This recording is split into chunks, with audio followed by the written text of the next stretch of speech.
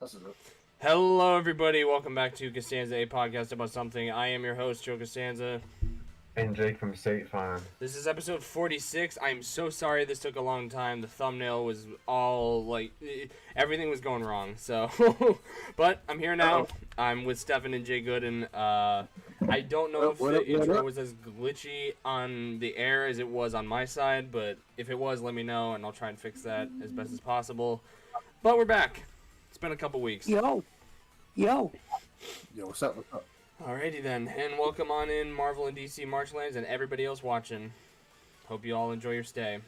So, this is going to be a pretty news-heavy episode. We're going to be talking a lot of Marvel and quite a bit of Mario stuff, and there's also a few trailers we got to discuss, and there's also a very big show we're going to discuss, and I totally forgot to put up something for the spoilers for that, so I will get that up and running in a few moments. But first off, let me just start off with a bit of news that relates to Marvel. I guess we'll go down the Marvel route first. So, earlier in the day, yesterday, we got news that Avengers Doomsday and Secret Wars are both being delayed a few months. What? Yeah, they're both being delayed. So, instead of their May release dates, it's going to be December of 2026 for Doomsday and December of 2027 for Secret Wars. Wow. Serious? Dang, that's a big delay. Yep. Wow. Which Damn. I'm not entirely opposed, because I talked about this, I think, last episode. I think it's good that they're delaying it, because they started filming literally a couple weeks ago, and the film would have come out in like a year, and that would not have been enough time to make a Star Wars film as big as an Avengers film. So I'm quite happy they did this, because realistically, like, post-production should take about like 3 months, and How long did you say? You say it was gonna be delayed till December. So I think December. Okay. so like 7 months, I think. But yeah, I mean, it is a little disappointing, especially since it's like probably one of, if not the most anticipated of 2026, at least for me. For most people, it's GTA 6. But I'm here for it. I mean, as long as it's good, and as long as the Russo brothers know what they're doing, like last time for Avengers, Doomsday, and Secret Wars, or Infinity War and Endgame, I think we're good. I think this is all right. Yeah, as long as the movies are really good, that's really all that matters. Yeah. If they need more time to go cook up in the kitchen, just let them do it. Exactly. Yeah. Yeah, and also, there's a lot of, this might also fuck up Spider-Man Brand New Day, because Brand New Day was supposed to take place after Doomsday, but this is coming out before Doomsday, so there's going to be a lot of, like, rewrites and stuff to match with, Doomsday, so it might be its own thing. That'd be like a spoil. That's actually like Far From Home being released before Endgame. It's like, wait, Iron Man's dead? Right. Holy shit, they killed Captain America? And so massive foreshadowing, if anything. Well, he's not Basically. dead. He's technically just an old man. Let's be real, he's dead. Yeah. If he isn't dead, Yeah, if he isn't dead by now, that motherfucker's immortal, or the immortal. He probably got off like the bench he was sitting on. He was like, "Oh, my heart fell." And then just collapses. Personally, in regards to the delay for Doomsday and Secret Wars, I think it will actually benefit the movies, give them more time to make it better. Exactly. I think it will definitely make them better, like with reshoots and more CGI, because like the CGI on Thanos, like I said, was flawless. So if they get the CGI right in an Avengers movie, yeah, that's pretty good. Hold on, real unprofessional here, guys. I'm sorry, I'm scrambling because everything was just going wrong for the intro. Shut up, like you could do better. You're right. Also, Jake especially was asking me, why is Jessica Jones on the thumbnail? Well, I got some news. She's in Daredevil Born Again Season 2. What? Yep. She's in Born Again season 2? Yep. Kristen Ritter confirmed it herself. She's in Born Again season 2. Let's go. More representation of the Marvel universe. I'm down for it. Yeah. The this is Defenders, perfect. let's Yeah. go. And Needs to also, happen, bro. I'm not saying this might happen, but I did hear the actors that played as Iron Fist and Luke Cage are also in New York, which Born Again's being filmed in New York. Wow. Maybe What if they do another Defenders, like season 2 or something? Well, that would be it would be cool, season 2. and that would Because Defenders, I thought it was pretty good. I didn't like it as much as I like Daredevil, but I did enjoy it for what it was. yeah. Right. Yeah, I agree. Yeah, It was the okay, you know. It wasn't bad. It wasn't bad at all. It was actually pretty solid. There were some things I didn't like. I thought they could have done better, but you know, for the most part, it was pretty good. I think that the character chemistry, it meshing well actually made up for like a lot of like the nuances and flaws, if anything. But like it was pretty solid. Yeah. Yeah, I agree. Mhm. And I mean that also explains the "we need an army" thing that Daredevil was talking about. So. Oh, okay. Oh yeah, that's right. He might get the whole team back together and be like, hey, let's take down Wilson Fisk and get our city back. Right, I agree. Yeah.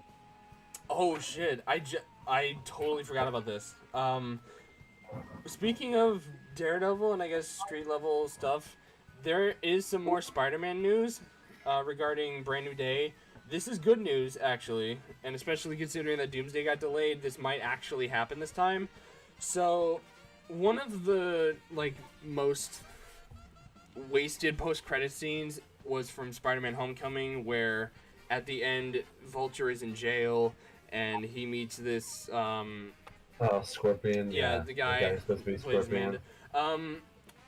Apparently, the rumored villains in Spider-Man: Brand New Day are Scorpion Ooh. and where the fuck does it say the other two?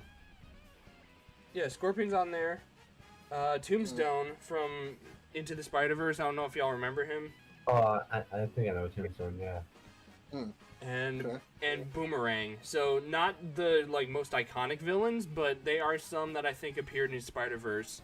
And we're finally getting Scorpion after all this time, so that's Who fucking is awesome. Boomerang again? I have no idea who Yeah. Boomerang is. I don't know that Spider-Man villain. I know Captain Boomerang, but that's Flash. That's DC. Yeah.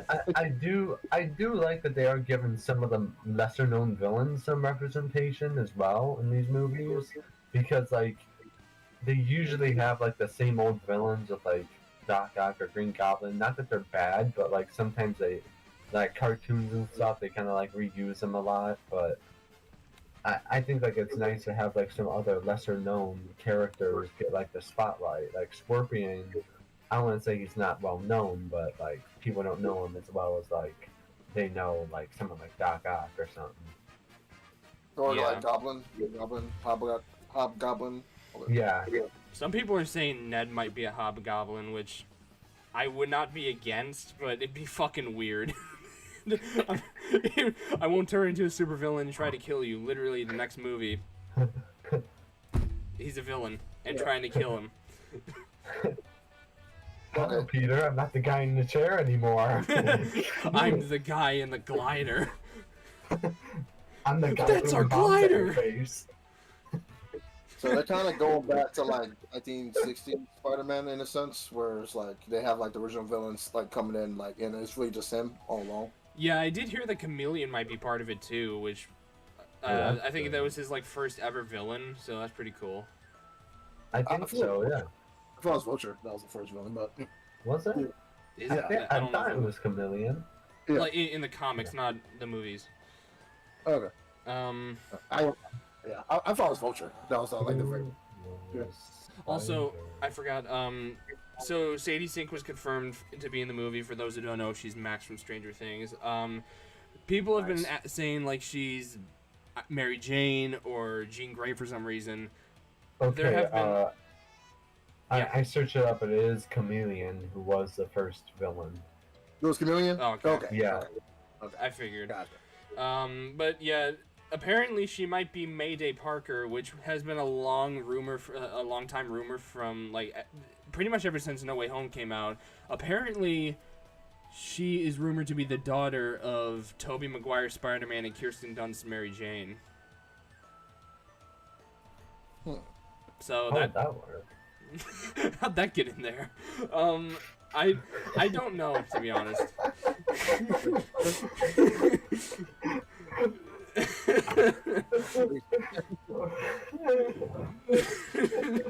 That's How did that get in there? I don't get it. Probably has to do something with the thumbnail. No, it's Spider-Man 3. Oh. Oh, okay.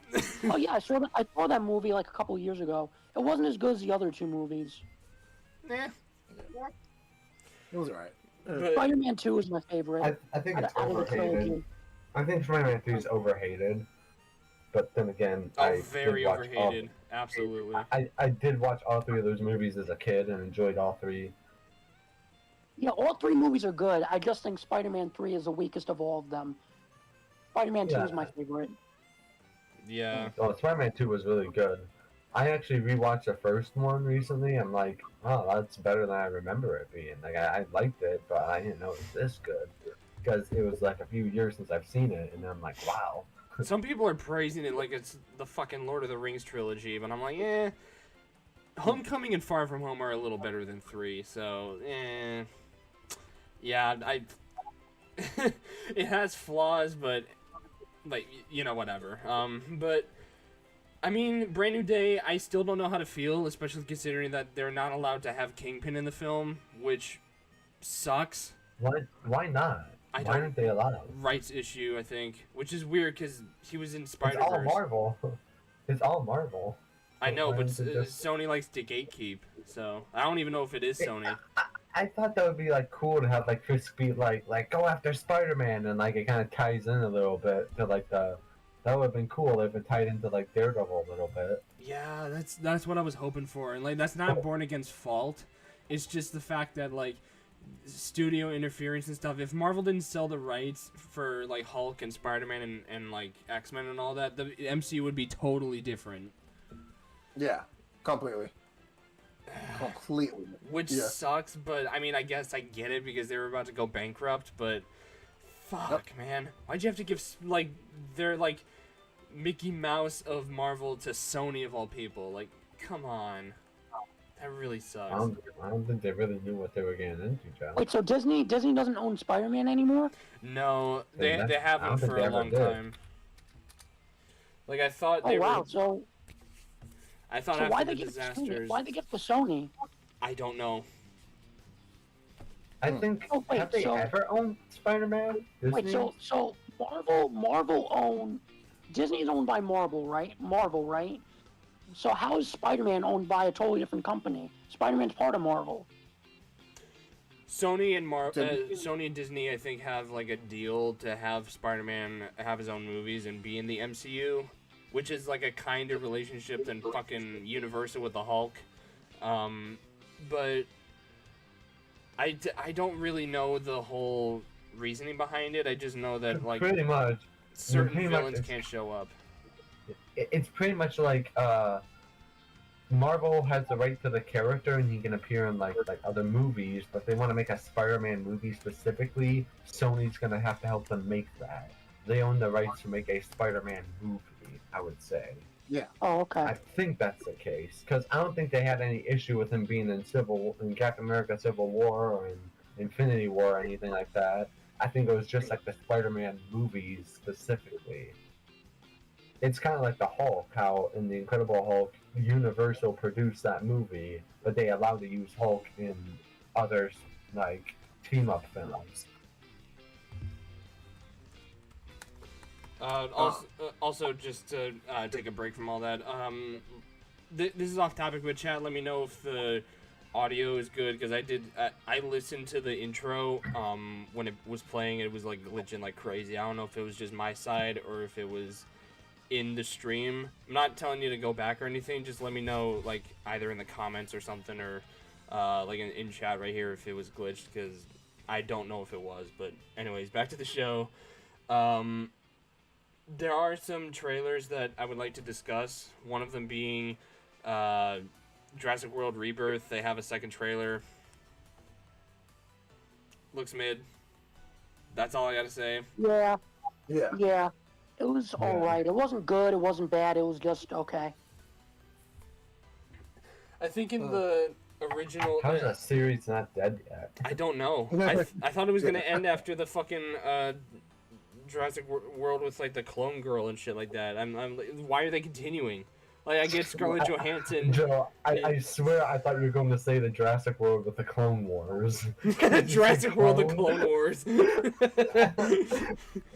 I mean, they are clones of dinosaurs that people are warring against, so technically... That is true. We're Jurassic World, the Clone Wars. That is kind of fitting for the whole franchise.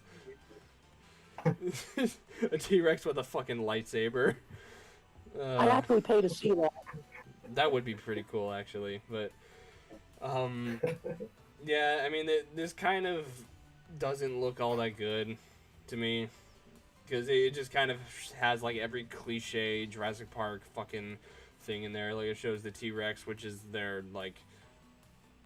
That's their, like, moneymaker, you know? Like, they just like, oh my god, there's a T-Rex on screen. Take my fucking money and all that shit like that. And there's, like... a cool Jaws-like adventure, sort of, where, like, they're on a boat, and then there's this, like, fucking, like, dinosaur in the water trying to kill him. It's kind of like the Meg mixed with Jaws and all that, like any fucking monster film. Scarlett Johansson's in there. Mahershala Ali, because he gave up on Blade. He's in this fucking movie. I have nothing much more to say. I'm probably not going to watch it. But something I am going to watch that looks fucking hilarious, and Jake, I'm pretty sure saw this. Nobody 2 got a trailer, and yeah. my god, it's so funny. Yeah, that movie looks really good. I haven't seen the first one, but already this movie looks really good. Okay, you have to see the first one. The first one is so funny. It's funny and awesome and action-packed. It's perfect. Yeah, it seems like the type of movie I would watch, because I usually like the action like type of movies. If you don't like gore or like brutal violence and stuff, you might not like it as much as we do, because like for me, like the best action films are like John Wick, Mission Impossible, which is sort of PG-13, and Nobody, and The Equalizer, and 3 out of the 4 of those are R-rated, so like there's like blood spilling really everywhere good. And pencils being stabbed in people's heads, so. Oh, wow. Yeah, it's very violent. Then again, you did watch... What was that one movie you guys watched with Quentin Tarantino? We reviewed it a couple months ago. Oh, Kill Bill? Yes. That movie seemed very violent based off of, like, one of the scenes that I watched. Okay. I watched the anime scene. It was very weird. I'm gonna I watched the anime clip on YouTube. It was very weird. It was weird, but I'm going to tell you about Kill Bill. It's over the top to the point it was actually funny. When there was a violent scene happening, it was so over the top, I was actually dying of laughter. Because it was that ridiculous. There was a scene where I think someone's arm gets cut off with a sword, and too much blood gets spilled out of there than is necessary. And the acting in that scene... I think it was satire. I think it was supposed to be. I think so, too, because I was dying of laughter. I'm like, it's not going to shoot out like that. I mean, maybe, but it just looked fake, and the acting was like... like, it's just funny. I mean, like, it's yeah. ridiculous. But yeah, it's supposed to be ridiculous, you know? Well, yeah, I guess that's what you want from like an action comedy movie, to be funny and entertaining. And also, the Quentin Tarantino had that foot fetish thing that made you think that Dan Snyder was working on the movie with him. I know. It was weird. Yeah. Yeah. Thank God Dan Snyder doesn't work on Nickelodeon anymore. Oh God. That. Yikes. So let me read what Jay said in the comments. According to Cinema Blend, one deal is all it took for Spider-Man to become a subject of Sony's film empire, but it was a hell of a negotiation that made it official. In a world where Sony wanted to remake Thunderball for the modern era and MGM wanted to make a Spider-Man movie, both studios had their own claims to each other's properties. MGM and Sony made, and by the way, MGM is like people who made like Rocky and stuff, and is the one with the lion. MGM and Sony made each other whole by trading off their respective rights to the franchises they were competing with, which left Sony with an all clear to bring Spider-Man to the movies for the first time ever. Through Columbia Pictures, Sony became ready to take a spin with Peter Parker Spider-Man at the movies. All right, well, that makes sense. Yeah. I like how one of the actors in this movie is like, "You're on vacation. I know you're on vacation, but you're a father, and you have to take care of your business. Now go handle it." Yeah, nobody like I didn't really know what Nobody 2 was about until this trailer, so I was like, okay, cool, there's a sequel. I did not know there was gonna be it was gonna be a vacation style action film. I don't think that's ever been done before, and it's fucking I'm hilarious. just on vacation. I am on vacation. Wait, so you guys have seen the first one, right? How was the first one? The first Oh, one it is was so really good. It was really, really good. So the first one wasn't him on vacation, right? So what was it about then? It had to be a violent comedy movie. So It's yeah, Joe should explain it. So the first one was basically about, it was sort of John Wickish because I can't remember if he was retired or not. He was trying to start a family and trying to get like out of the game, sort of. And Yeah, I think he was retired. Yeah, he was. yeah, and there were these guys that broke into his house, and he was looking like, I'm gonna keep it vague, so I might be all over the place. So there were these guys that broke into his house, and it kind of terrified the family and stuff.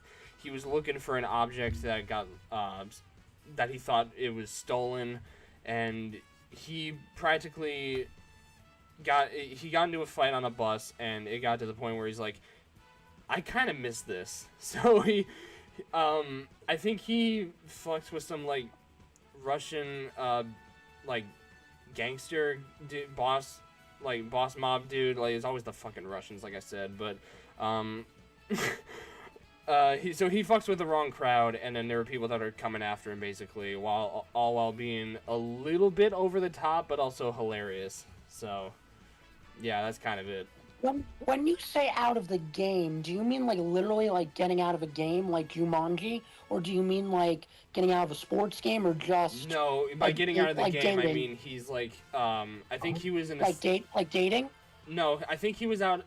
By out of the game, I mean I think he was like an assassin or something, or like a. He was a former soldier. He was like an elite soldier. Yeah, so he was getting out of the like soldier gig and stuff. Like, he was not like hunting people anymore. He wasn't like killing anybody. He wanted out because he wanted to start a life and family of his own, and he explains it in the movie. So that's kind of it. Oh, okay. Okay. It's a really fun. I think it's on Peacock. Watch it. It's really funny. Oh, okay, good. It's on Peacock. I can watch it. Yeah. Hold on. Let me text somebody real quick. Okay, so there's a couple stuff involving Mario that I would like to talk about. First of all, this is just for me. Diddy Kong is a new redesign, and it's fucking fabulous. Wait, so what games is he in now? He's got to be in Mario Kart World or the new Donkey Kong game. I don't know what yet because it hasn't been confirmed, but considering that he's paired up with DK in this photo, I think it's probably promotional material for Bonanza. I don't know about Mario Kart yet because there hasn't been he hasn't. If anything, he's probably DLC, and they were holding off on. Did Diddy Kong always have teeth like Donkey Kong? He did, but it was retractable. Okay, yeah, the retractable teeth. They need to put Diddy Kong in more games. Exactly, like. Yeah, I agree. I actually thought they killed off the character. Well, not by killed off, I mean like he was kind of like a forgotten character, like Toadsworth or some shit like that. But Turns out he's not sidelined, and he's actually hi Tasha, and he's actually Hi. How you doing? Rushed. How are you? Good. Good. At least you're good. Turns out Diddy Kong is not dead, and he might appear in more games like Bonanza or in hopefully Mario Kart. So yeah, that's just for me. My boy is back. So, but the actual news I want to talk about is this is just a rumor. It's not confirmed, but I fucking love this title so much that I actually want it to be real. Confirmed. They have like a poster and everything. I did see it. They do? Mm-hmm. Okay, so the Mario movie 2 had a title reveal. Apparently it was leaked. And like you'd think that it was gonna be called Super Mario Bros. 2. Yeah. Right? Yeah. It's much better than that. What? Nobody reveal it if you know. Jake, I want you to take a ain't guess on saying. what it is. I ain't saying. I don't know. The Lost Levels. Super Mario World. Yeah, no, that's Nice. I should have known because I had Yoshi. Yep. Yeah, because it had Yoshi. You remember the cartoon? Yeah. And So the also original, the original Super Mario World, right? Not the 3D Yeah. one. Yes, and the game as well. The Yeah, game, yeah. It's Yoshi first Nice. appearance. based off the SNES game Super Mario World, which I guarantee you is gonna make a lot of people happy. So Yeah. Plus they made a reference to 3D World when Mario dressed up as a cat and beat up DK. So yeah. yeah, but this one I am totally expecting the Cape Feather to show up, and Yoshi's gonna play a big part. Nothing has been revealed about the cast yet. Although Keegan-Michael Key did say maybe it'll happen soon. I don't know.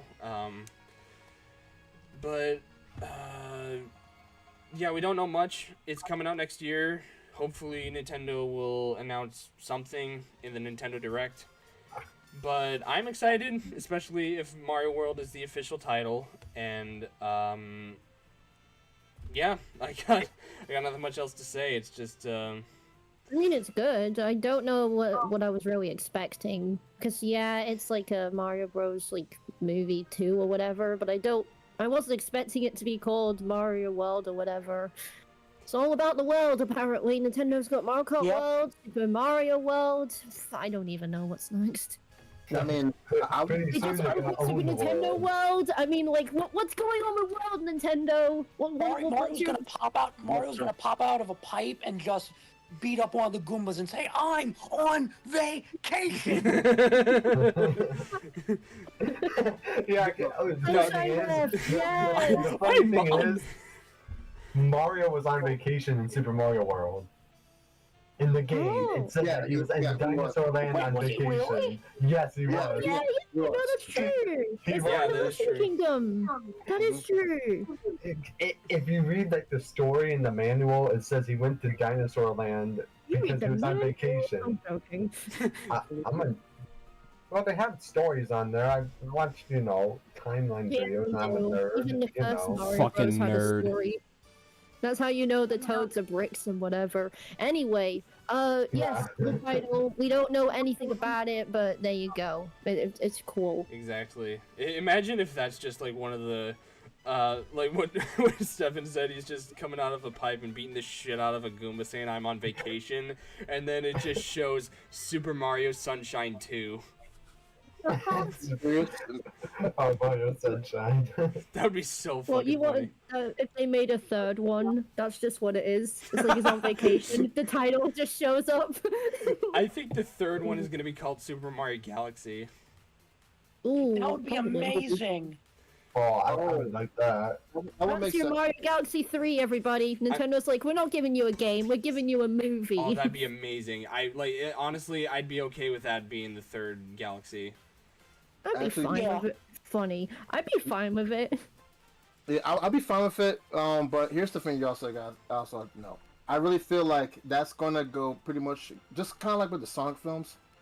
Every single Mario movie is gonna have like its own theme that's based on both the history of Super Mario, parts of history of Super Mario games, and also main storylines with the Mario games. Well, yeah, So- no, I don't see what else they could really do to be real. Yeah, so saying Super Mario World for the second movie, that definitely has like a heavy influence of Yoshi and whatnot, Duh. and like, Dinosaur Planet, Dinosaur Land, right? But like that's pretty much like I think like it's the gist of what's going to unfold with the next Mario films. They're gonna do it like the Sonic Hedgehog films. Yeah. Well, at least they're naming better than the Sonic ones. I Yeah, know yeah. that's coming Yeah. from me, but the Yeah. fact that the Mario movies actually have title names and not just numbers is a huge thing. Exactly. It really is. Right. Because Yeah. if they keep the trend going, like with Galaxy and stuff, maybe the fourth one would be called Odyssey or I don't know, fucking Wonder. Like If that'd you be go cool. that far, yeah. The Wonders of Mario. There you go. Yep. That'd be stupid. I wonder what they're gonna call the next title. I I'm sorry. I'll leave. That would I'm be sorry. fun. Go ahead. But that'd be pretty cool if Rosalina shows up at the end because they teased us with the Luma in the first movie. Maybe they'll have like well, Rosalina show the up at like the Christ end. version, but you know, Yeah, it's a Maybe Luma. Daisy. Maybe Daisy could show up. I was cracking up in the theater that Luma was so suicidal for no reason. was. He was genuinely suicidal, and The I was funny thing that not gets me is- expecting that. I wasn't expecting it either because the whole lore about these Lumas is that like they're kids, and this one Yeah. is like I want to get out of here. I want to do this, and I'm just like, wow. The funny thing is, he could actually leave his cage. There was a scene where like he was actually poking out of the cage and he goes back in. He could have freed everyone, but he just wanted everyone to die and suffer with him. He's a real villain. Yeah, but Bowser just wanted to marry Peach. Fucking Luma's causing chaos. Some men just want to watch the world burn. That kid is going places, and I'm not talking about good ones. He's not going to Straight college, but he's down. going to places. How he was like falling in the lava. He was like, "Wee!" as he's about to die. He's not even, Just he's not gives even a going to thumbs up. community college. He's going to places, but not community college. He's like that muffin from ASDF. He's That's like, what I was "Somebody saying. kill That's what I was me!" gonna say. That's exactly what I was gonna say. It reminded me of that fucking muffin that I Say hate. that.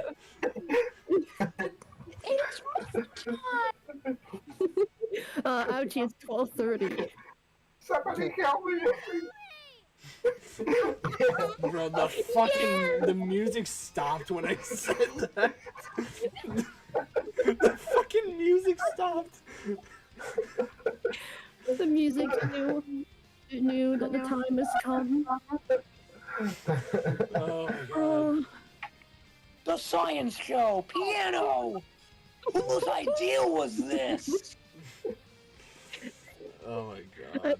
say it's completely off topic, but if you haven't seen ASDF, please do so. I remember watching that when I was a kid. I think we all Funny watched enough, when I we don't were think kids. Joe saw all of it, so when he did for the I first saw- time, his reaction was insane. I saw 1 through 8, I think. I didn't see like 9 or 10. How Haha, dare you. they said I can never teach a llama to drive. No, Mama, no!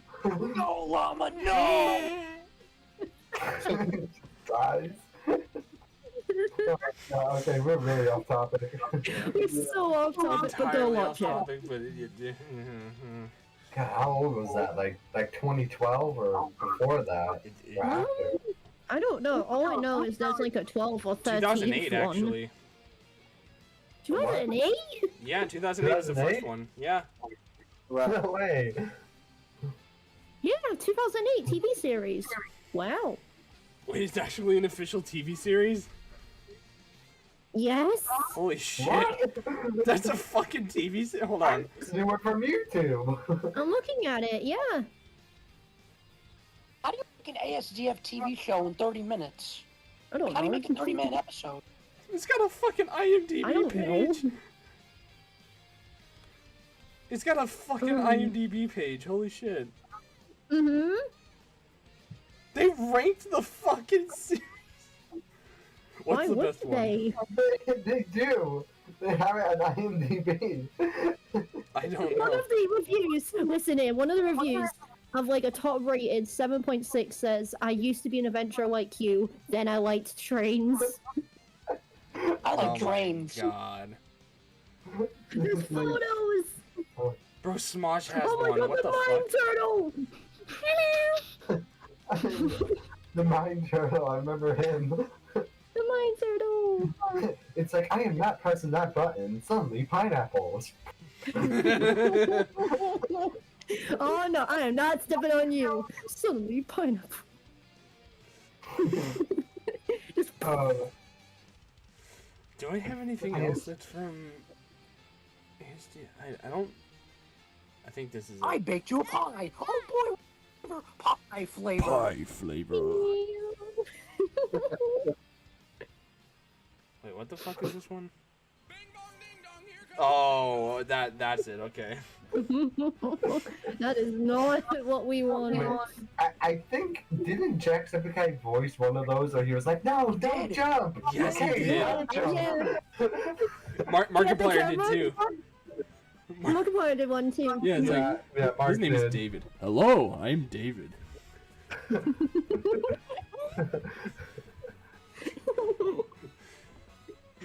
How can we forget about the You sheep? do a good laugh The of Markiplier. sheep. Beep, You can? beep, I'm a sheep. Yeah. Beep, beep, I'm a sheep. Or at least like the older Markiplier. Where it's just... Oh. I think I Hi, my swallowed name is Hungry. my pet Hi, my name is Hungry. Steve. Hello, Hungry. I'm Dad. Why did you name me this way? That's awesome, Okay. Joe. This podcast is becoming something else. We're fucking I'm gonna do a unhinged. book. Aw. It's fucking Mario's on screen anyways. Yeah, Mario's on screen. That's a Mario. I think Daisy might show up, or maybe it's gonna be the Wario Brothers, or it's probably gonna be Rosalina. That's my prediction. You want it to be the Wario Brothers, Yes, of I course. want it to be the Wario I Brothers. want to be the No. Warner Brothers. I actually had the idea that what they could do for the sequel is like, you know how Mario and Luigi had like that commercial for the Mario Brothers? Mario and Oh, Luigi yeah. should do a rip-off commercial about that.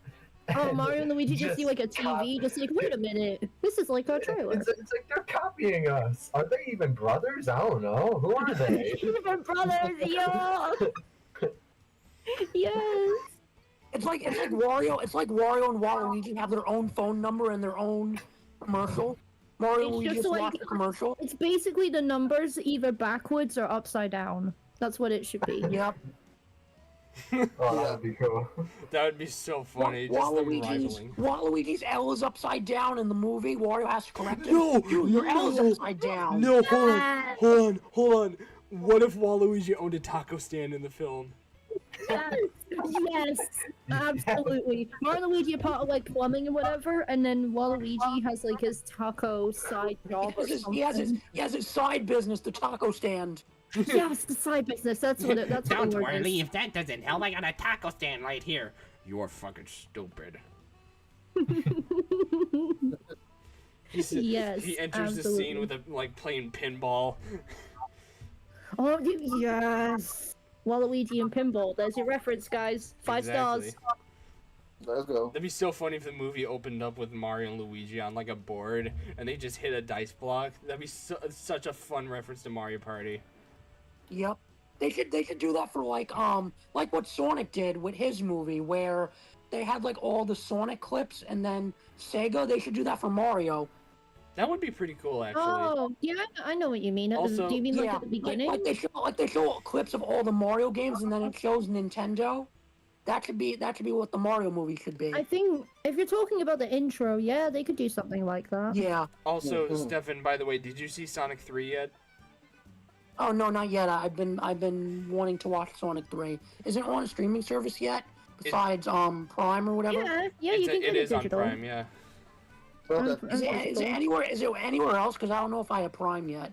Hold on, let me check that. I think you can get it on YouTube. There's Paramount Plus, MGM Plus. You can get it on YouTube. Yes, yeah. you But can. the whole movie's free on YouTube. Wow, they just gave it out for free. No, you You need gotta have a to buy or subscription. rent it. Yeah, you gotta Oh, buy and okay. rent it, but It's yeah. only like $2-3. Do you have Paramount Plus? I might, yeah. Okay. If not, I can do a watch party of it. Like, just let me know the day, or the night you're available. So, Oh, okay. yeah, just text me and then I'll probably do a watch party with you. Oh, okay, cool. But anyways, I'm sorry. Thanks. Yeah, no problem. I thought Jay was saying something. Nah, all good. I'm just listening with the chaos. All right, so now on to the big topic for today. So how do I introduce this? So for a long while, Star Wars has been kind of going on a rocky state in terms of like the movies have turned out, except Rogue One, have turned out to be bad. The shows have been a hit or miss. Like The Mandalorian was really good, Ahsoka was alright, Boba Fett was dog shit. Oh, I hated Boba Fett. I did not know. I did not know how. I didn't even know Andor was gonna have a show until it came out, and I was like, "Oh, he has a show." Like I didn't know that. It was just like a random dude from Rogue One, and apparently he has a fucking show. And I went in with like him in Rogue One. Yeah, and when so I went in with low expectations, and I'd say that was the best decision, because Andor Season 1, and especially Season 2, is probably the best Star Wars content I've seen in a very long time. Yeah. I really, about Andor, I noticed this was just the first and second season. One small gripe is that it does take a little long to kick off. Like, I noticed in Season 2, for, like, the first 6 episodes, it was kind of slow, and then it started to really kick up and get, like, really, really good. And that was a problem I had with the first season, is that sometimes it dragged on too long, but the payoff was good in the end. I 100% agree. It was just getting there that was kind of almost torturous. But once you got where you needed to go, it was really good. So there will be no spoilers for Andor, since Jacob hasn't seen all of it. Once we get to the spoilers, you're free to leave, because there is a lot to talk about, especially in the last 5 episodes. But I guess I'll start off with Jay. Jacob, what do you think of Season 1 and the stuff you've seen of Season 2 of Andor? I think Season 1 ended with an awesome bang. I mean, like it was pretty damn good. I mean, the transition of casting Andor, actually, like, started to see like his purpose in life to become like the rebel, or be part of the Rebel Alliance. It was actually pretty fascinating. I really liked what they really did with his transition from being like a prisoner for the Empire, and how he tried his best in order to like come up with a cultivated plan in order to get all the prisoners on his side in order to go break out. So it was kind of cool. Like, he started off as like this kind of like a prisoner engineer. And, obviously like the captain of the guard was kind of like being somewhat of a dick to him. But like, it was all for the reason as to why, like, they really had no choice but to pretty much navigate their way towards like their life in prison, and what they had to go do in order to circumvene with it. But like, Andor, he's really calculated. I actually like this character a lot in this Star Wars universe. The fact that like he still tries his best in order to like kind of define the odds against Empire was pretty satisfying. I actually liked it a lot, and that guy, he kicks a whole lot of ass too. Like, but I see more as like a more intelligent, calculated person who tries his best in order to like outwit the Empire itself. So I'm liking it. I loved it actually, because I'm done with it. I loved it. I like the fact that like everyone came together in order to like. I'm pretty much like summing up like end of Season 1, by the way, because I already pretty much had my take on what I feel about with the rest of Season 1 from the other episode.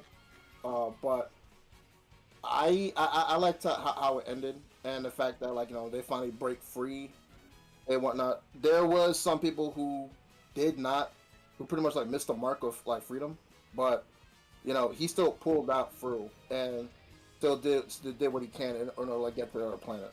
So I like it. I really enjoyed Season 1. It was definitely like a very strong point with it. Season 2, Episode 1 and 2, him going on to like this Imperial spaceship. I don't really know the terms, like the official terms of the starfighter, let's just say Starfighter. I really liked what happened with episode 1, season 2, like him trying to like get into the aircraft and trying his best in order to like break out. That was pretty It funny. it was pretty fantastic. Like he was fumbling. This is after like he made like the promise to the chick that like you can pretty much like be your own destiny. You don't necessarily have to be one with Empire. Like the Empire has to fall. Oh, I forgot to go say one thing at the very end of season 1. That riot was awesome. That riot in the city was awesome. Yeah, I remember that. Yeah. I forgot. Yeah, it was so freaking cool. It was like, great. The way how but I think my favorite episode in season 1 was One Way Out. Like that whole prison breakout, that was fucking awesome. That was good. He finally bust the pipe open and fled everything, and like pretty much was like on a waiting, and just like waiting to like use his calculated motives in order to go against Imperial guards. That was actually pretty good. So they fought and like tooth and nail just to like beat up the guards and get to like the main caveat of the Empire. It was cool. It was awesome. But yeah, going back to season 2, him trying to like get used to Starfighter was funny and excellent at the same time because he was like fumbling with the controls, trying to like see like what he could do in order to fly the ship. He kept crashing on like the ceiling and whatnot, and just trying to turn Starfighter. And like you have like all of the guards, the stormtroopers. They're like, what the hell is going on? Fire him! And then like he was using while he was trying to figure out the Starfighter, he was using all the missiles and all the weapons on it and like completely blasted them away. And like he almost got killed. He almost got killed by the rocket launcher. Oh yeah, he did. Yeah, when it was aimed at him, but like he used like the green blaster in order to kill him in one shot, and then he finally opened the gate to like break free. And even so, like that whole scene was so great because he was still in danger. He almost crashed the Starfighter, and then he was being targeted by 2 other Starfighters in order to get shot. And then but at the same time, he was also about to fall off the cliff. So he had to go do his very best in order to figure things out quick. Like he only had like seconds to spare, and he got it done. He got it flying. And he still outmaneuvered the 2 starfighters, the 2 experienced starfighters, and killed them in the cave. It was like, what? Right. It was great. Well, when they crash landed, and then he finally went on that planet. I promise I'll remember all of the official terms for the planet and the Starfire stuff. So, please mind me. No, it's okay. When he finally went on to the planet, he pretty much was captured by like a rebel group. Like would pretty much act like immature teenagers. The leaders didn't even know what the hell was going on, or what to do with Andor. But Andor pretty much made sense of everything because of the promise that he kept with the chick from the early episodes, and then that in turn made the other rebels, the rebel group that captured him, realized that he was on the same, that they were all on the same side. So and he tried to like pretty much pivot the fact that, look, I'm not who you think I am. I'm not this inferior starfighter. I'm not all of this. I'm on your side, and we got to stop Empire as soon as possible by any means necessary. So yeah. Yeah. I mean, I wait till you see the rest of season 2 because it gets fucking nuts. Like, yeah, for real. Something that I love about season 2 is that it, which also might be a flaw to some people, it does not feel like Star Wars at all, and it's like the most adult Star Wars has ever been, ever. Really? Yes. Oh. I don't know if you've seen episode 3 yet, but there is a very... I'm on episode 3 right now as we speak. You are? Yeah. Okay, well, there's a scene in there, you'll know when it happens. It shocked me and Jake because it was like, oh, I did not expect them to go that route. Oh, okay. Jake probably knows what I'm talking about. I can't wait. I don't remember what happened in episode 3 because I didn't remember the episode. It I involved... just remembered what happened. Hold on. Let me message it to you because you'll definitely know. Okay. Um, it's just so I don't send it to the wrong Because person. we kind of binged it all in like a few nights, so it's all a blur. Oh, that okay, yeah, okay, yeah. Yeah, you definitely had a problem with that. Yeah. The way how Jay said that, I was like, oh wait. Oh. Well, other than that, the show was pretty good. But yeah, and let me know if you've It's- seen. Sorry. It's going good. I love it. I love Andor. This is definitely. I actually have you to thank for this one, Joe, because my whole thing about with Star Wars, I did watch the original movies and whatnot like a long time ago, way before I met any of you guys. Like episode 4 through 6. I don't. Okay. And gals, I'm sorry. Tasha I'm got sorry, into it Tasha. too, so yeah. Yeah. Okay. I watched the 6 movies. I did watch some of the cartoons back in the day. I watched like that Clone Wars cartoon. I watched a whole bunch of things and like a little bit of The Mandalorian. But my thing about it is just like I always wanted to know what was going on with the timeline and order. That's what was the main caveat with me. It's like in order to make sense of a big story like this, I really have to like do a deep dive from like very beginning where it all started. So that's why I'm kind of like on the Star Wars adventure in a sense with binge watching, trying to like start from the beginning and like kind of catch up to everything. But the reason why I have you to thank because you're making me stay away from the Acolyte. The Acolyte is freaking Yeah. Oh, yeah. my god, you poor The thing soul. absolutely. I didn't even bother watching The Acolyte because I already heard a few things about it, and I said no. No. Just Because- simply said no. And not only is it a bad show, I think I heard also really breaks the continuity and breaks like the canon of Star Wars. I think it completely. did. I legitimately It people just- people say the sequels it- did it. I actually think the fucking Acolyte did it more. It really did, because I think there's like characters in there that shouldn't be in there, shouldn't be alive then, but they are, and you know. Yeah, because They just changed the rules for like how the Force works, how the lightsabers work. They changed pretty much everything. I think there were characters in there that were born of the Force when that was supposed to be a unique thing. what? I don't know. Wasn't it some like midichlorian bullshit? Yeah. Oh, I don't think Tasha saw the prequels. I don't think we should explain that. But Oh. No. no, yeah, we shouldn't explain that. Not yet. Not until the watch parties. But That is true. I was gonna say, like, does a certain character show up, but that also reflects back to the prequels, so...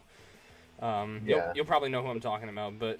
anyways, Andor, very great show, and Jay, let me know if you've seen Rogue One, because... the movies changed a lot for me after watching Andor. All right, so that's the next step. What I'm gonna do. I'm gonna finish up season 2, and then I'm just gonna jump right into. I think Rogue One is the next chapter after. wait, It's have you never immediately after, seen yeah. Rogue One? No, he hasn't No, seen no, it. I'm the dude. Like I said, I'm playing catch up. I've seen the 9 main Star Wars films. I seen the mainline entries. I've seen it. Okay, I'm I've seen the gonna. cartoons, and I've seen the Dreadful Acolyte. I've seen that. Did you watch Yeah. Kenobi? I did not watch Rogue One. Yeah, see, what I'm saying. I'm trying to piece everything together right now. So that's what I'm trying to do. Here's the thing. I actually really did like Kenobi. I think it's overhated because of one character, but Yeah. I did like the show. Okay. I will admit the character was pretty nice. The stuff with Obi-Wan and Darth Vader was good, everything else was mid. Yeah. I don't remember the show that well because it was a long time, but for the most part, I think I liked it. For the most part. Yeah. Okay, so can I ask you one question? Okay, so it's Andor. Okay, is it Andor? Is it Andor, then Rogue One, then Obi-Wan, or is it Obi-Wan? Yeah, it was supposed to be Obi-Wan and all that other stuff. Yeah. Oh, okay, it's supposed to be. You can go back Obi-Wan, and watch okay. Obi-Wan after Rogue One, but just know Yeah. that Andor, Rogue One, and A New Hope are kind of its own trilogy, sort of. So Oh, really? Okay. Yeah. Interesting. Okay, that would be good. That would be good for them. Okay. If you can even call a show a trilogy, but yeah. I mean, like with season 1 and 2, and then Rogue One, and then The New Hope, it's kind of like its own trilogy, and then you get the originals and stuff, and then The Mandalorian, then the sequels and stuff, and then you're basically done. If you want to watch Clone Wars and Rebels, you can do that too. Okay. What about Solo? Like Star Wars. Oh, Solo? Yeah, you haven't seen Han Solo yet? Nah, I never seen Solo. Okay, so like, what's the order you watched it in? Oh, let's see. I did Acolyte. Then you made me watch Andor. So I want to see Andor season 1. Before any of that, it was the mainline Star Wars films, but like in timeline order, Acolyte, Andor, and I think I watched a little bit of The Mandalorian. But yeah, that's, so you jumped all over the place. I thought you watched the Phantom yeah, Menace and yeah. You see what I'm saying? Yeah, I'm trying to course correct myself. Yeah. So I think the order that you should watch it is don't rewatch The Acolyte, but start with Phantom Menace, Attack of the Clones, go to the Clone Wars if you want to watch that. Okay. Probably both shows because I heard the original cartoon one was really good. I will tell you, they also have an animated movie for the Clone Wars that leads into the animated show. I don't think you need to watch that though. I don't know. I never watched that movie personally. I never saw it, but yeah, and you probably have. so Okay, so Phantom Menace. Then you said Clone Wars, and then no, you said... Phantom Menace, Attack of the Clones, because that whole movie's a pilot for the Clone Wars, and then the Clone Wars itself, Revenge of the Sith. I think Rebels. I want to say then Obi-Wan. No, Obi-Wan then Rebels. Obi-Wan, then Rebels. Okay. Yeah. Okay. Then Solo. Then Solo. Andor, Rogue One, A New Hope, Empire, Return of the Jedi. Okay. Yeah, Bad Batch is gonna be there too. You don't need to watch Bad Batch. Don't need to watch it. No.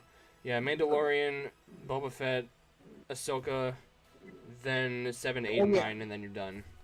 Yeah, I did watch a little bit of Ahsoka. So all right, text me the list of like how I should watch everything. Yeah. That'll help me out. I will. Okay, please. But before we get to spoilers for Andor, I did promise Jay that he could talk about this. This is not really a full review, just kind of a teaser for the next episode because we are talking about this next episode. But what are your thoughts, fresh out of Mission Impossible: The Final Reckoning? Non-spoilers. Mission Impossible: Final Reckoning.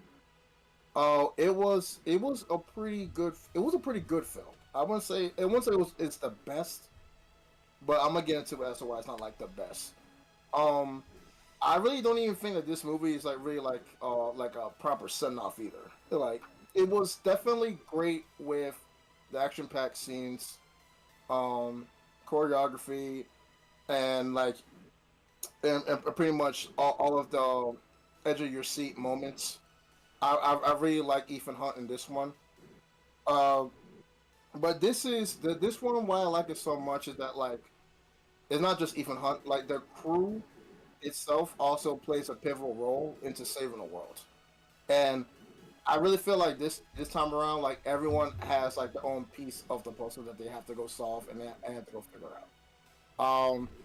I really like the dynamic. This is definitely like a sequel to Dead Reckoning, straight off. Like because like you do have like the enemy AI, who was trying to like take over the worlds and trying to like infiltrate all of the world's nuclear power supply in the systems, and trying to like shoot off all of the nuclear missiles in order to end the world.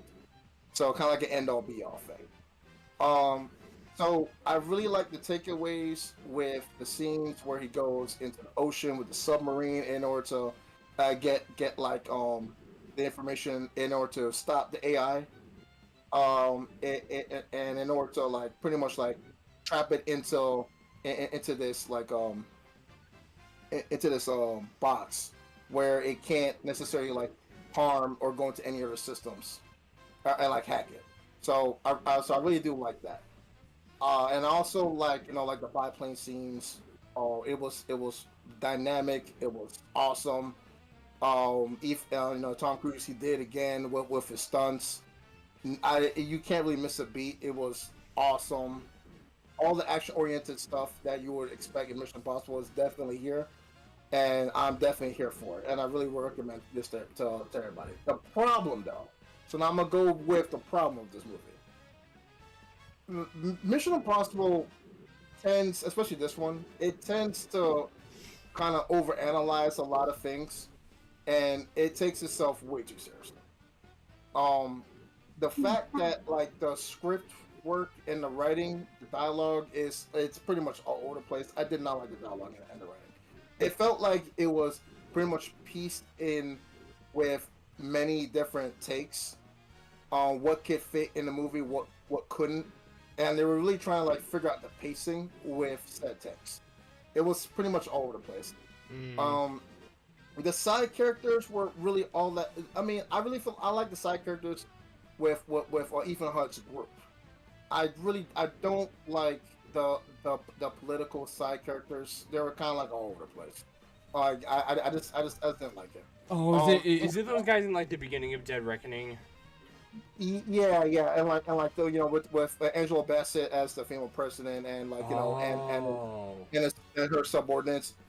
Like the problem with this movie is just like when it comes to dialogue and like trying to explain what's going on with the scenes, they over exaggerate it and they do it so much to the point where it's like, oh, like they really feel like the audience is really dumb. Like they over explain every single thing, what's going on with the plot and what's going on with this scene, and it's not. It kind of takes away from the fact that it's not really realistic with the way how people even talk. Like people don't necessarily finish. You know like that the nuance with action-packed movies, like even with like other films like James Bond, where people would like say a sentence and then they cut to another like a camera angle, and then a person would finish said sentence because it's like everyone tries to like it's on the same page to get what's going on. This movie did it way too many times, and to the point where it's like kind of annoying. And it's like, okay, we already get what the AI is trying to go do. You don't have to oversimplify and overanalyze it. Like, we get it. Just stick to what makes it great. Basically, what I'm taking from this is it explains a lot, and it doesn't need to explain it. It doesn't need to. Yeah, there's a lot of parts where it doesn't really need to explain it. Like, it pretty much can like just go on with just like one main person or two main people, just like explaining what's going on, and then just like going about it, and like, and it just the dialogue. It feels kind of like really weak because it's like some characters, they say like certain things that it's just like doesn't necessarily need to be said, and even the way how they say it just kind of feels like a little weird. Like it's like, dude, just make the scene just play out, and I'm pretty sure the audience will get what's going on. That does kind of suck. Yeah, that's the main takeaway. Another takeaway I have with this that could be a negative or maybe could be also a positive. The send off with this film, it doesn't really feel like it is the final reckoning. I really feel like they can definitely play with this a whole lot more, where they can expand upon the Mission Impossible universe. I do not believe that this is the final movie. I do not at all. Like the way how it ended, it gives like an open door with many possibilities that can happen in the future with these Mission Impossible films. So they didn't really end it right. It's not really like a real good proper send off. They do the traditional meeting up in London or wherever Ethan Hunt's crew meets up, and then they disappear within the crowd. They do that after the job is done, mission complete. But it kind of felt like you're gonna see these guys again. You're gonna see these guys and gals again. So that's what I was taking away from all that. There's a whole lot more stuff that's on the table for them to go play with this IP. I think we're gonna see Tom Cruise again. I'm not gonna say like he's pushing 90 like Hugh Jackman with his main role. I'm not saying he's gonna pull Wolverine, but I can see 2 more films with Mission Impossible. I do not think that Mission Impossible is done. So, but other than that though, it was a pretty solid film. I would say it's pretty good. It's definitely above average. Yeah, if you missed the caveats. What would you rank it? I would say I would say 8 out of 10. So the action-packed scenes like got me hooked. I liked it a whole lot more. It definitely kept me to the edge of the seat. The plot was somewhat strong. If they don't complete this mission, like there is no more other missions. There's no other world to protect, so they have to do it. Yeah. So, but like the way how they go about it, like the fight scenes is excellent. Like the scenes, like I said, with the biplanes in the air is excellent. Even Hunt he's Sonic and Superman all in one in this film. Really? Hands down. The man can run, and the man can beat the hell out of some bad guys. Especially if you saw in the first scene with this film, he goes ape shit on those bad guys. So he, like, how long is the Tom Cruise run? Because usually they last a long time.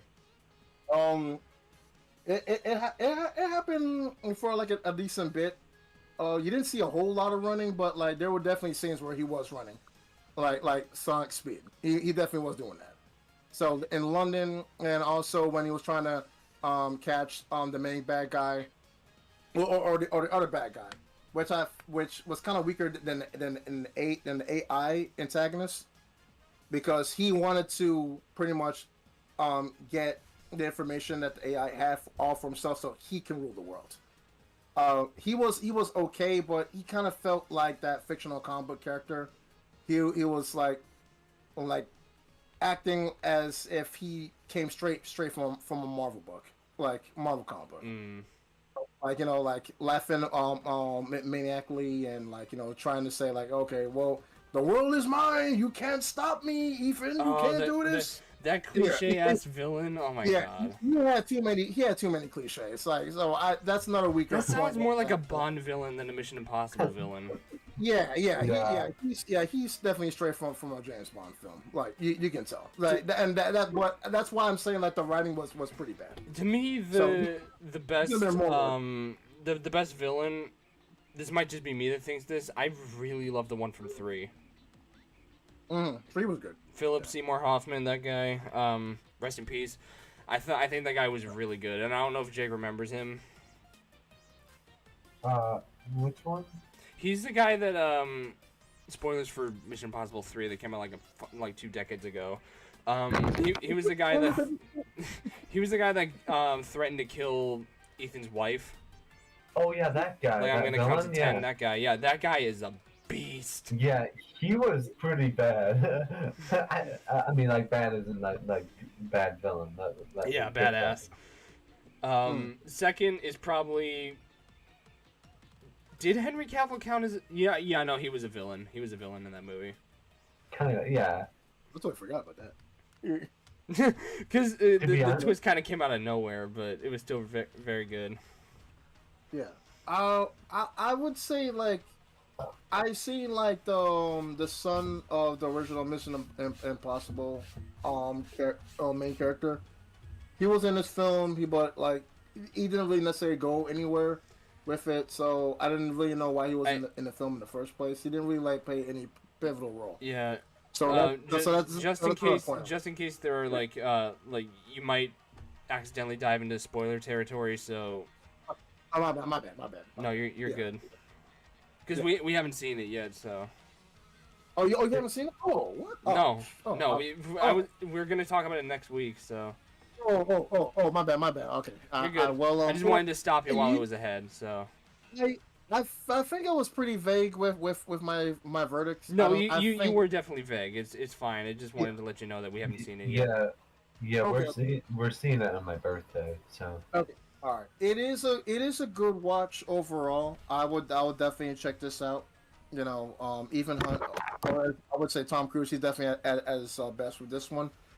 But yeah, just be prepared for dialogue. Dialogue's like it's like all over the place. You can tell like they shot the scenes like over and over again too many times, and like it definitely the writing definitely could use a whole lot more work in the kitchen. So, All right. but overall, it was a pretty good time. I liked it. Mm-hmm. Yeah. So. All right, I'm going to get going. Have a good one, everybody. See you, Stefan. I was actually seeing it was getting kind of late myself. He beat me to it. Do you still want to do spoilers for Andor 2? We don't have to go long. We got about 20 minutes, so. Okay. Does Tasha want to hear spoilers? Does she even care? It's not really anything for me, so you're free to say Okay. whatever. Okay. Jay, and like you don't have to leave because I don't know if you like care too much, but there are some pretty big spoilers that are in Andor season 2, so because you haven't seen the full thing. Okay, all right. I can just mute. I can just mute off and I'll just like just let me know when you want me back on because I don't want to spoil Well, myself. this is the last thing we're talking about, so. Okay, all right. I'll just whatever. Just go ahead. I'll hear it. Whatever. I'm fine. Are you sure? You Because sure? it's pretty It's really, big. It's like And there's also really, spoilers really for big. Rogue One too, so. Yeah, like you really probably should leave. I should leave. Okay. All right. Well, all right, I'll just leave. I'll take my leave right now then. All right. Okay. Bye. Well, have a good one, dude. Thanks for being on All right. here. Okay. No problem. All right. So So we're... Andor's in the show. So Luthen, so spoilers for season 2 of Andor. If you have not watched it, click off now. Which not many people are watching it now, but yeah, just click off if you don't want to hear anything. But if you do want to hear something or don't care if you've seen it, go right ahead and stick around. So let me just put this for any newcomers. All right. So Jake, what was your favorite episode and why is it episode 8? What happened in episode 8? Like I said, it was all The Gorman blurred. Massacre. Okay, yeah, the Gorman one. Okay. I did like that episode. There were a lot of good episodes, to be honest with you. I really liked that one. It really showed how bad the Empire really is. Like, you never... God. I mean, like, those are just, like, peaceful protesters, just regular civilians, and they're just fucking killing them. It was really messed up. And when they sent out those, like, those droids that were like Terminators just throwing people in the air. Oh my God, that was amazing. And that one was brutal for Star Wars. I'm like, they were grabbing them, throwing them, their heads were banging up against like the cement. It was like, it was scary because they were just like walking towards you slowly as they're like trying to kill you. But, and then there was that little fight between Andor and Cyril. And he had no idea who he even was. Oh yeah, because they haven't met at all. But yeah, they didn't meet at all, but Andor affected his life so badly he didn't even know. He's like, who are you? And he's trying to kill him. That reminds me of the scene from Endgame. You took everything from me. I don't even know who you are. Pretty much. Yeah, that's pretty much it, except without any time travel. It's literally like, I don't know who the fuck you are. He just thinks this crazy guy's just trying to fucking kill him for no reason. He doesn't know. So, I guess episode 1 and 2 were okay. 3 was slightly better, but Jake and I really made fun of it because there's a scene near the end where it was like it goes from like an intense scene involving Bix to Mon Mothma dancing drunkly. I know. It was like, what the hell? Like, what? It reminded me of Sonic 2. Right the turn? It reminded me of Sonic 2, where he's being like chased by the avalanche, and it cuts to the fucking wedding. I'm like, what Oh the my fuck? god, I fucking hate that. I made that connection. I'm like, why? I don't care. Mon Mothma's storyline in both seasons, I'm like, why the fuck was she even It in didn't this? get good until her speech. She was a minor character in Return of the Jedi, who appeared in one scene, and I'm sure Tasha will even remember her. She was that lady who was talking about No. the second That's Death how Star. that's how I don't know how Significant. unneeded it really needed to be. Yeah. It's just some fucking senator. But it's because it kind of takes away from like the Andor storyline, which is really good because it's about him. But they just could have done that way better. I understand how they like wanted to show how the rebellion was kind of forming and how they got like the funding for it in the Empire, but they could have done it in a much better way. It really just felt like every time that came on, it's like, okay, time to go on your phone until it's gone, and then once it's done, it's like, okay, we watch the show again now. But I did like they expanded more on the character of Luthen, which he was kind of mysterious in the first season, but we kind of get to see more about him in the show. Yeah, I agree. You saw like a little bit of a backstory for him. There was still some stuff left like mysterious about him, but I think that's kind of the point. Yeah, I agree, and I thought the way they ended Luthen's story was really good.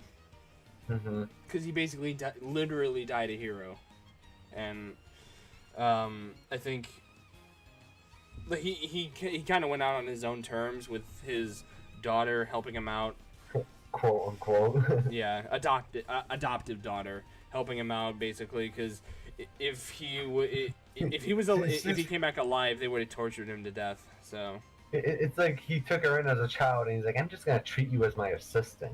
Is that okay with you? Too bad." You okay with that? I don't give a shit if you say no. It's a yes. I'm not asking. I'm demanding. Come here, you little shit. Get out of my ship. Yeah, I mean, the Empire side of things with, what the fuck's her name? Dedra? Yeah. And Cyril, aka, do you want me to say this, Jake? The cock. Yeah, exactly. You just Seriously, fucking, man. It's like, the cock, Seriously. like, no hesitation at all. That's what he is. I know he's that, but Jesus. I literally forgot his name sometimes, so just say, Joe, the cuck. What was his name again? That's the name. That's the name we give him. Yeah, that's the name I gave That's him. the name we gave him. His real name is Cyril, but we call him the No, cuck. that's awesome. No, that's actually awesome. It's like, hey, the cuck's fighting Andor. He's actually standing up for himself. Oh no, the cuck's dead! He actually did something brave. Wasn't a bitch for once. His girlfriend wasn't fighting his battles for him for once. Wow. I think we made the Joker like the cuck became the beta. Yeah, we did. We did. Because he started fighting for himself. I'm like, oh, okay. He became the alpha male. He went from the dude from Better Call Saul to Andrew Tate in like an episode. Oh, the guy from the first episode, yeah.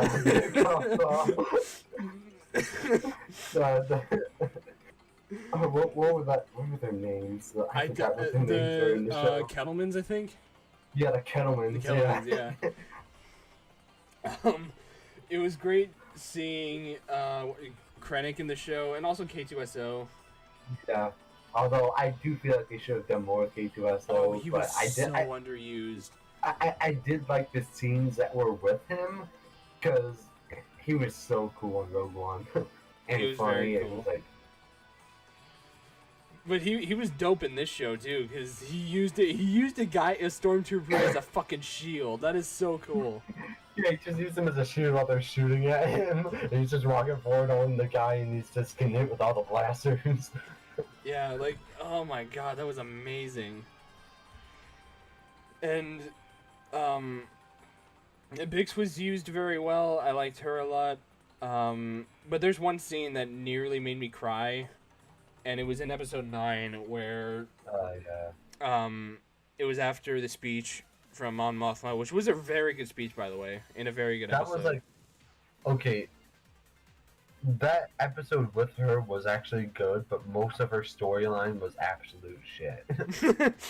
Yeah, like I said, it didn't get good until her speech. It really got like only like a couple good moments out of her, and I'm like, okay, but why the rest of the shit? I literally went on my phone during the entire Mon Mothma fucking storyline until her speech. That's how much that's how little I gave a shit. And you didn't miss much of anything at all, really. I just Yeah, no, she didn't. It was just like, oh, my daughter's getting married. So what? Give me more of Andor. I want to know what the fuck he's doing. That could have been just like a side plot because it was meant to like somehow get funding for the rebellion. It was like a convoluted thing, but set up in the first season. But it could have been like one episode where it's like, okay, have the wedding, got the money there, done. But instead they dragged it on. Like, I don't want to fucking see this shit. Like, I didn't come here for this. Exactly. Like, I seriously didn't give a shit. It might be unpopular because I think some people like that storyline, No, but they can't like it. There's no way you can like that. I think Sonic 2 and Andor are making me hate weddings. I'm gonna go to a wedding and have PTSD. I'm gonna be like, oh god, get me out of here. It's like the Punisher. You just see a drunk lady dancing like, wait.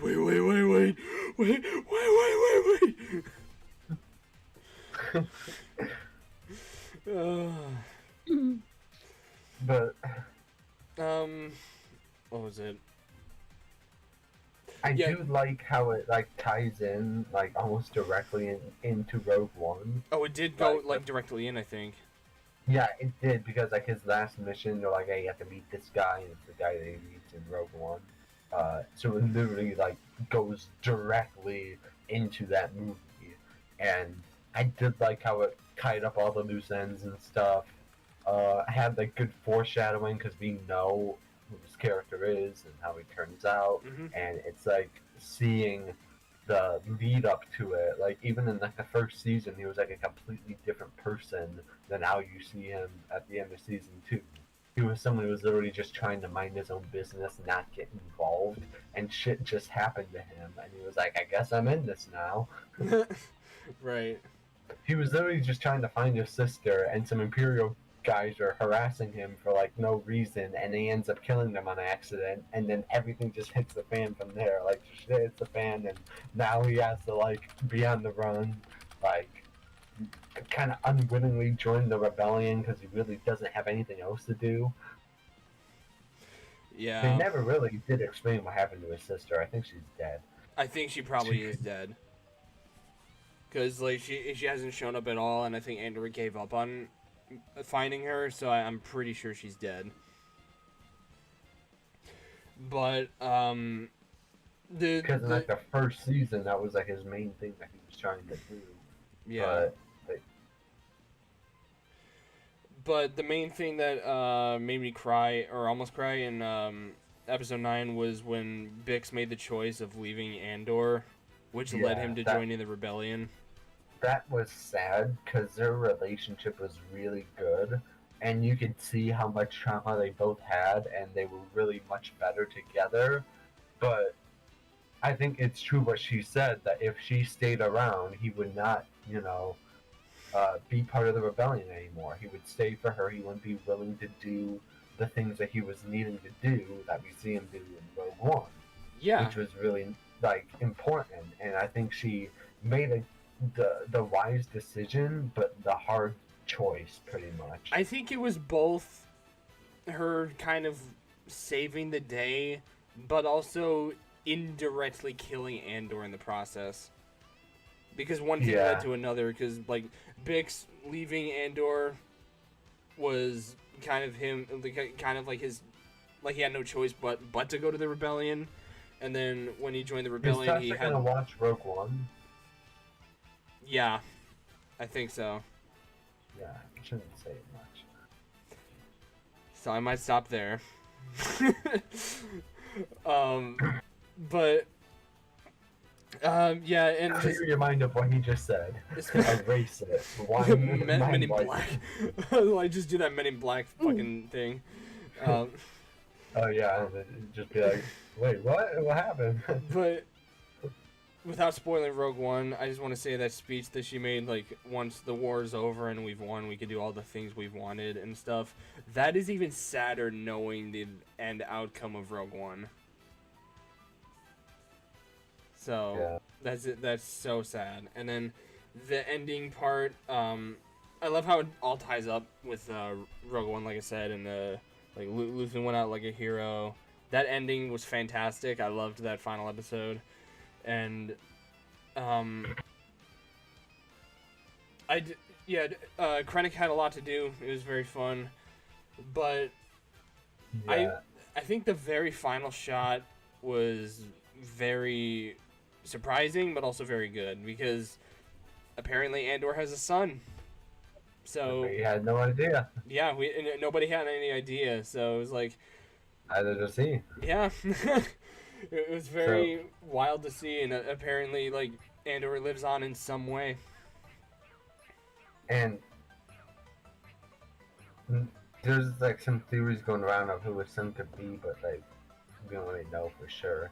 But that was a surprising revelation that I didn't think would happen. Yeah, I think the director mentioned that, like, the kid is just a normal kid. It's not, like, Poe Dameron or anything.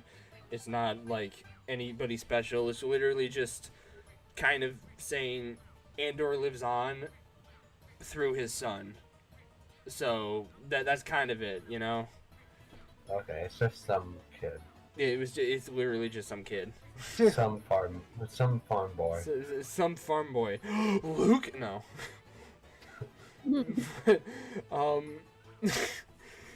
Anakin's son? Wait. Anakin is Andor? No. But, also speaking of Luke, I can imagine around this time, Andor shows up, or like Andor's happening, I can imagine Luke just going to Tashi Station to pick up some power converters. Literally, that's probably happening during that time.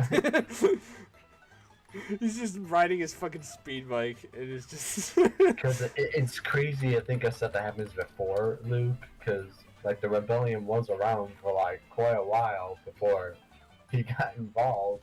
So it's just funny, like, while all this shit is happening, he's just, like, listening to his uncle, like, hey, just, like, because they're moisture farmers, like, trying to get the moisture out of sand. Do your chores, Luke. Do your chores. I want to hang out with my friends, meanwhile. I want to hang with pigs! Meanwhile, all these explosions happening. Meanwhile, the Gorman massacre is happening, but I want to go to Tashi Station! There's just fucking death everywhere, and there's a choir in Gorman. It's just two sides of the same coin, both heroes of the rebellion, and then one's just whining like, I want to go to Tashi, and then the other one's just fighting for his life in a fucking war. Because they really are two different characters, because Andor's like the guy who'd do it by any means necessary. He's on the good side, but he can do some questionable things sometimes.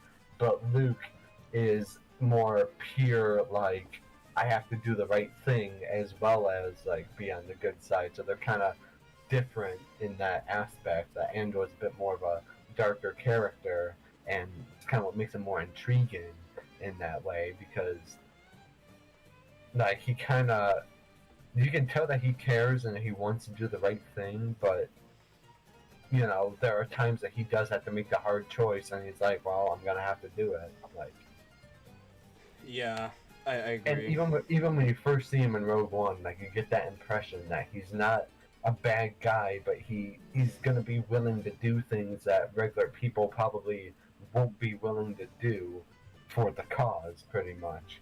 Yeah, basically. And so we have reached our 30 minutes, so I just want to wrap it up by saying Andor is fantastic, one of my favorite shows of all time. Up there with Mando and Clone Wars as some of the best Star Wars content we've ever had. Highly recommend it. I personally give it like a 9 out of 10, around with Born Again, sort of. What about you, Jake? What would you rank it? I think that's fair. I would probably say maybe 8 out of 10, because the slow parts did really kind of make it drag on a bit longer before it like got to the juicy stuff. But what? And Mon Mothma dancing. I can imagine that knocked it down a little bit. We're interrupting this broadcast for Drunk Mon Mothma. What the hell was the point of that scene? To show her grief or something? I don't fucking Probably know. because she regrets her daughter getting married, probably. Hey, she'll get over it. There's something called divorces. It happens all the time. Yeah, get over it. Mom, Oh, yeah, mom. I remember we were making fun of the groom, how he just had a blank face, looked like a psychopath. Oh my god. He just looked That like a went nowhere, psychopath but the just whole between time. us, it was fucking hilarious. Just like he had, like, I think his eyes were like wide open. But like that scene, like when they had to like do like the thing, like they like, had to like cut part of the hair for like the wedding. I'm like, that knife's a little close to her neck. I don't know. I think he's enjoying that. Not too much. like- Don't let him be in Breaking like- Bad. It's like all it takes is one argument. Make my day, please. That's the look I got. Piss me off one time, just one fucking time. Overcook Oh, my God. chicken. Just do it. I was gonna make a dark joke like that. But seriously, why was his face just so blank the entire time? His That face so was. easy to- It reminded me of like fucking like. I was about to say Epstein. Jeffrey Dahmer. It's like, how do I play this character? You have the easiest role in the world. She makes the emotions. You just stare at her blankly. Pretty much that's it. Like. That's great. How about we have a little less emotion and more robotic? Like, when you take that scene with like the knife cuts off part of her hair, can you put the knife a little bit closer to her neck? I don't think you emphasize Kind of make that it enough. look like you're about to kill her, but not really about to kill her. Like just to It's make like- the audience seem a little freaked out. Like, what the fuck is this guy doing? It's like, oh, okay, it's just a tradition. It's like, make the knife feel really comfortable in your hand. Like you've waited your whole life to hold it. Like, Like you met the girl of your dreams, and then you met the knife of your dreams. Put them together. put them together. They go together like And you- peanut butter and. Put them together, you get domestic violence. you get like 10 years in federal prison. 10 15, years. 20 years, Joe, whatever. I don't think Well, I killed my nowadays. wife 10 years in prison. And also here, just like drop it down to 5 years. Like probably like a couple weeks.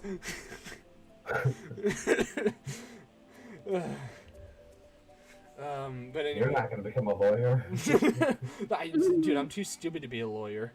But anyways, that's it for the pod. We've gone off the rails now, but that's it. Thank Well, you you guys. two did, but yes. Yeah, you were just sitting silently, just like, what the fuck? Yep. What have I done? But No, it's all good. I almost choked. What the fuck? Thank you guys so much for watching. It was great coming back to the podcast. I hope you guys all had fun. Because I sure as hell Sorry did. it's been a while, but yes. Nah, it's okay. Jake, did you have fun? Yeah. That's good. I gotta go now, okay? Yep. I'm gonna wrap it up. Have a good one, dude. Bye. Bye. Here.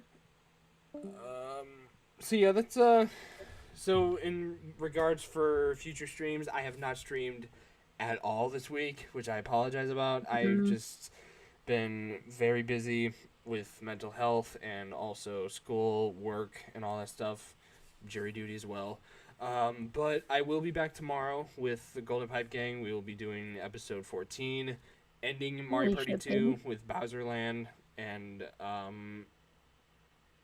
I will be doing a stream on Memorial Day. I don't know if it'll be another Mario Party, like the Golden Pipe Gang, or maybe combining Mario Kart and like Mario Party with viewers, or fucking Helldivers. I don't know, but something will happen on Memorial Day. I just don't know what it will be. There will be a stream on Memorial Day, but besides that, I got nothing much else to say. It's just thank you guys so much for watching. For those who came by, talked, all of that, thank you. And I will see you guys tomorrow for the Golden Pipe Gang. See you guys. Have a good one. Goodbye, people. Don't do anything I would do. Later.